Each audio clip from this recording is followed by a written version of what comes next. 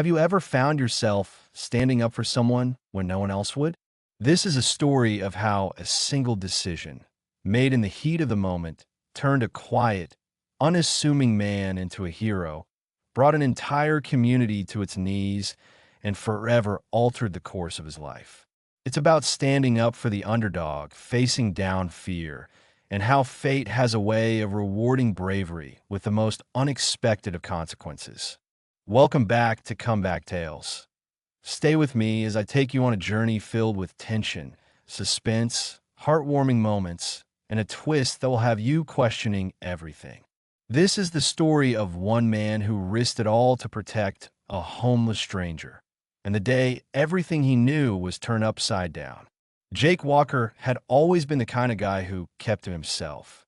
Quiet, reserved, a little rough around the edges, but not the type to stir up trouble. A simple man with simple dreams. Work hard, get by, and spend the rest of his life in peace. He didn't ask for much. For most of his life, Jake had lived on the outskirts of town in a small, nondescript house near the railroad tracks. It was a house that looked like it had seen better days. The roof was aging, the windows had cracks, and the grass in the front yard was more weeds than lawn. But to Jake, it was home. It was his sanctuary from a world that never really understood him. He worked at the local auto repair shop, fixing cars and trucks for people who didn't want to pay for new parts. He wasn't a mechanic by trade, but after years of tinkering with engines and tools, he'd figured out how to keep things running. His boss, Earl, was a gruff old man who barely paid him enough to cover his bills, but that was enough for Jake. He didn't need much more than that. The town of Brooksville was a small, tight-knit community where everyone knew everyone's business. There are no secrets in Brooksville. People kept to their routines. They went to the same diner every morning, they gathered at the same church every Sunday, and they all shared the same opinions about the people who didn't quite fit in. The outsiders, as they called them. People like the homeless man who had recently made an appearance in town.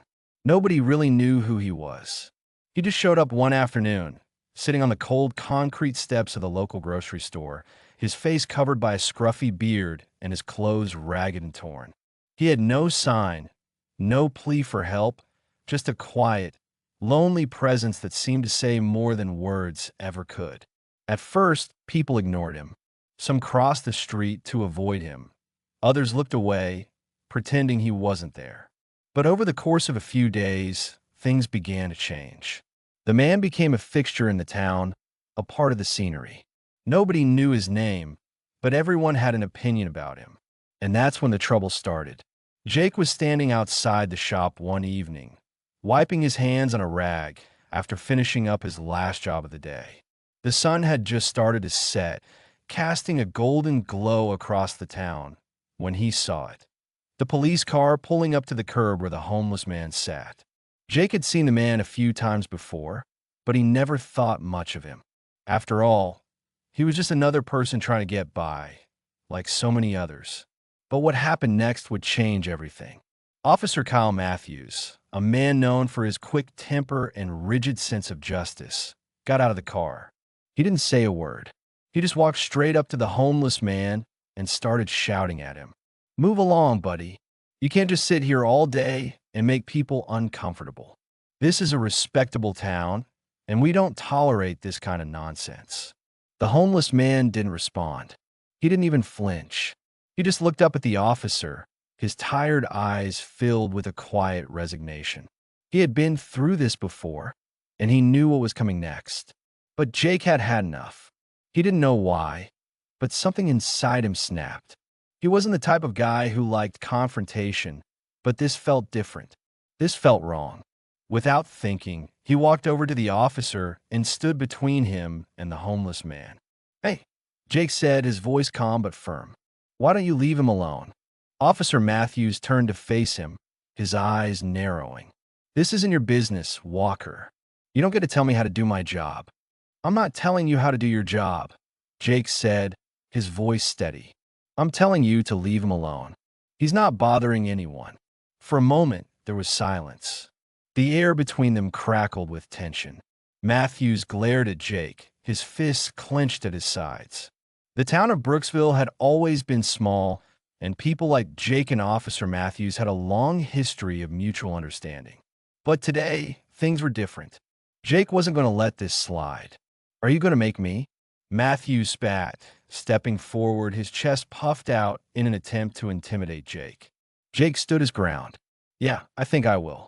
The officer's eyes flashed with anger, and for a moment, Jake thought the situation might escalate into something much worse. But before either of them could say another word, something unexpected happened. The homeless man stood up. His voice was hoarse, but he spoke with surprising authority. "It's all right," he said, his voice barely above a whisper. "I don't need anyone to fight for me." Jake turned to him, but before he could respond, Officer Matthews raised his hand. "Get out of here, both of you. Now." But Jake didn't move. He wasn't backing down. Not this time. The moment stretched, the tension hanging in the air like a storm waiting to break. And then, out of nowhere, a car engine roared to life. A sleek black SUV pulled up to the curb, its tinted windows reflecting the fading sunlight. The door swung open, and a tall figure stepped out. It was someone Jake never thought he'd see in Brooksville. Someone far more important than anyone in town could have expected. The door to the SUV slammed shut, and the tall figure that stepped out was none other than Jack Sullivan, the CEO of Sullivan Industries, one of the most powerful companies in the region. The man was a mystery to most of the town, though his name was often spoken with a mix of admiration and fear. Sullivan Industries had its fingers in almost every business in the area, from construction to tech, and he was rumored to be a man who got what he wanted, no matter the cost. His reputation for cold efficiency and ruthless ambition had made him a legend, one that most of the townspeople had only ever heard about, never seen in person. But now, here he was, in the middle of Brooksville, standing just a few feet away from Jake, the homeless man, and Officer Matthews. And his presence was like a bomb going off in the middle of this already tense scene. Jake couldn't help but blink in surprise. What was he doing here? He had no idea. But as soon as Sullivan's sharp eyes swept over the situation, Jake saw something in his face, something that could only be described as genuine concern. Sullivan's gaze flicked between Officer Matthews and Jake before finally settling on the homeless man, who was now standing awkwardly to the side, as though uncertain about what was happening. The homeless man looked up at Sullivan, his eyes filled with a quiet, weary curiosity. Officer Matthews was the first to speak, clearly rattled by the unexpected appearance of such an important figure. "Mr. Sullivan, this is none of your business. Just get in your car and leave," he said, trying to assert some form of control. But Sullivan, with his piercing blue eyes, didn't flinch. Instead, he took a slow step forward and turned his attention to Matthews. "I think this is my business, officer," Sullivan said calmly, his voice low but carrying a weight that seemed to shift the balance of power in the entire situation. "I don't like the way you're treating this man, and I certainly don't like the way you're treating my town." The words hung in the air like a challenge, and for the first time, Officer Matthews seemed unsure of himself. He glanced nervously between Sullivan and Jake before narrowing his eyes at the homeless man, who was still standing there quietly, doing nothing to provoke the situation. "I don't know what you're trying to pull, but I'm just doing my job," Matthews muttered, though his voice lacked conviction. Sullivan didn't take his eyes off the officer. "If your job involves harassing people who aren't hurting anyone, I think it's time you found a new one." He turned his gaze to Jake, then back to Matthews, before adding with finality, "You can go now. I'll take it from here." Matthews' face reddened with a mix of embarrassment and anger, but he didn't argue. He had clearly underestimated the power of a man like Sullivan. He gave Jake one last glare before spinning around and climbing back into his squad car. The engine roared to life, and with one final slam of the door, he drove off, leaving the three of them in a heavy silence. The moment he was gone, Sullivan turned to Jake and the homeless man, a hint of a smile tugging at the corner of his mouth. Well, that was interesting, he said dryly, clearly amused by the situation. Jake stood there, still trying to process what had just happened. He wasn't sure what to say. The man had just come out of nowhere and defused what could have turned into a dangerous confrontation. Thank you, the homeless man said quietly, breaking the silence. His voice was hoarse, as though he hadn't used it in a long time. You didn't have to do that. Sullivan waved the gratitude away with a casual gesture, but there was a warmth in his eyes that surprised Jake. Don't mention it. It's not right for anyone to be treated that way, regardless of who they are. Besides, he said, glancing around as if the town were some strange, new land to him, I've been meaning to have a chat with you, Jake Walker. Jake's heart skipped a beat. How'd he know his name? He had never met Sullivan in person. Uh, you talking to me? He asked, still trying to wrap his head around what was happening. Sullivan chuckled, the sound smooth and confident. Of course, I'm talking to you. You're the only person in this town who didn't back down when Matthews tried to intimidate that man. You have a spine. Most people don't around here, and I respect that. Jake wasn't sure whether to be flattered or uncomfortable. I was just doing what anyone would have done, he muttered, shifting his weight from one foot to the other. Sullivan raised an eyebrow, clearly not buying the modesty. Really? Because I've been around long enough to know that not everyone would have stood up to him, especially not in front of a guy like me. You got guts, Jake, and I don't think you know how valuable that is. Before Jake could respond, Sullivan turned to the homeless man who had been standing silently the entire time.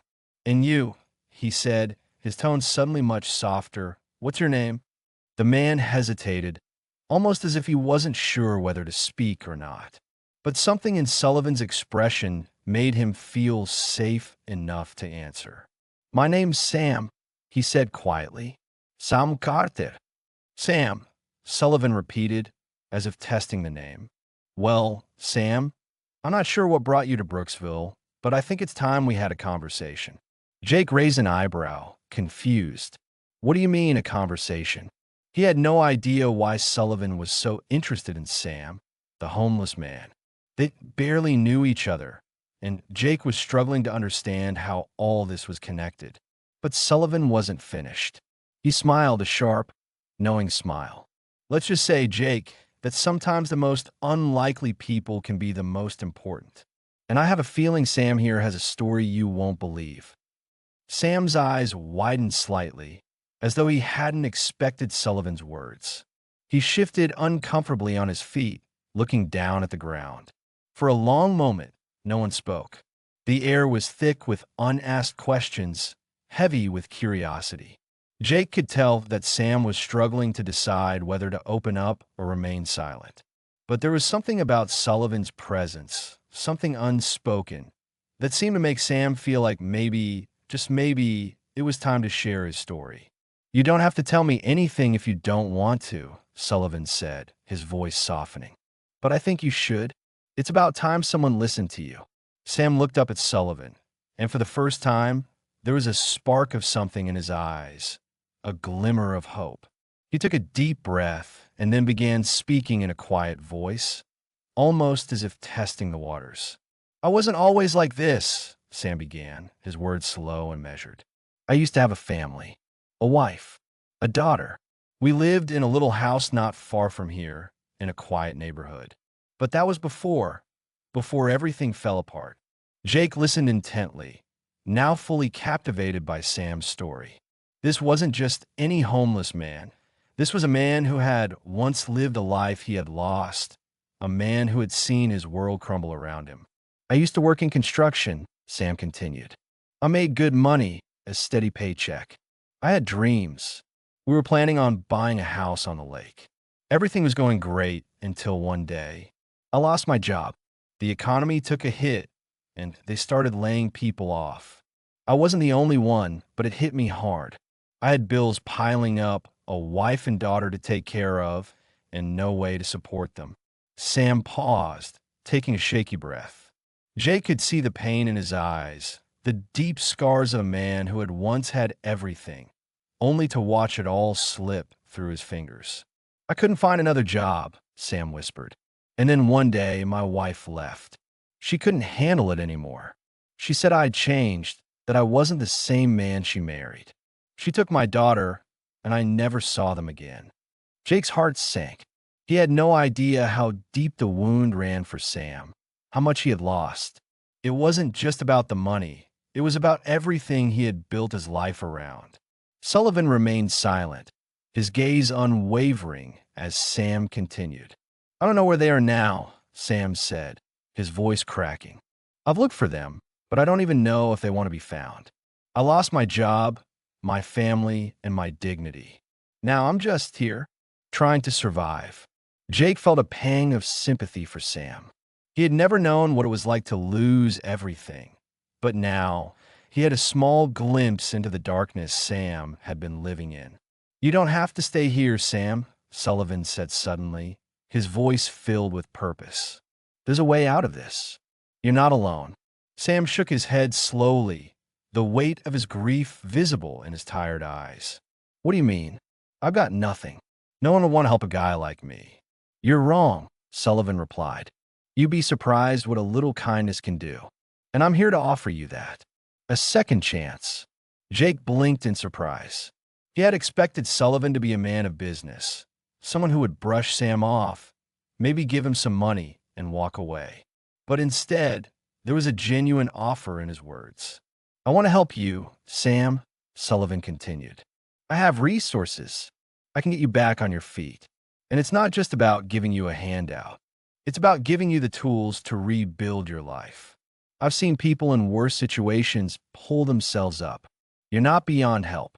Sam looked at Sullivan, his eyes filled with skepticism. Why would you help me? I'm just a nobody. Sullivan's face softened. Because I was once where you are, and I know what it feels like to fall. But the important part is getting back up. You're not beyond saving, Sam. And I'm not doing this out of charity. I'm doing this because you deserve a second chance. Jake couldn't believe what he was hearing. He had watched Sullivan as a powerful, untouchable figure for years, and now here he was offering his hand to someone like Sam. It was a side of the man that Jake had never seen before, and it was a side that changed everything.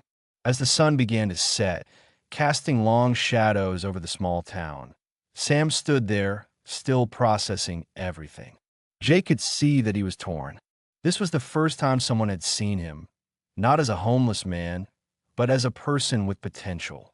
It was a turning point, and even though Sam didn't have all the answers yet, Jake could tell that something inside him had shifted. I don't know what to say, Sam whispered. You don't need to say anything right now, Sullivan replied. But you will. You'll have a chance to rebuild, and that's all anyone can ask for. With that, Sullivan turned to Jake. You did a good thing today, standing up for Sam. You've got heart.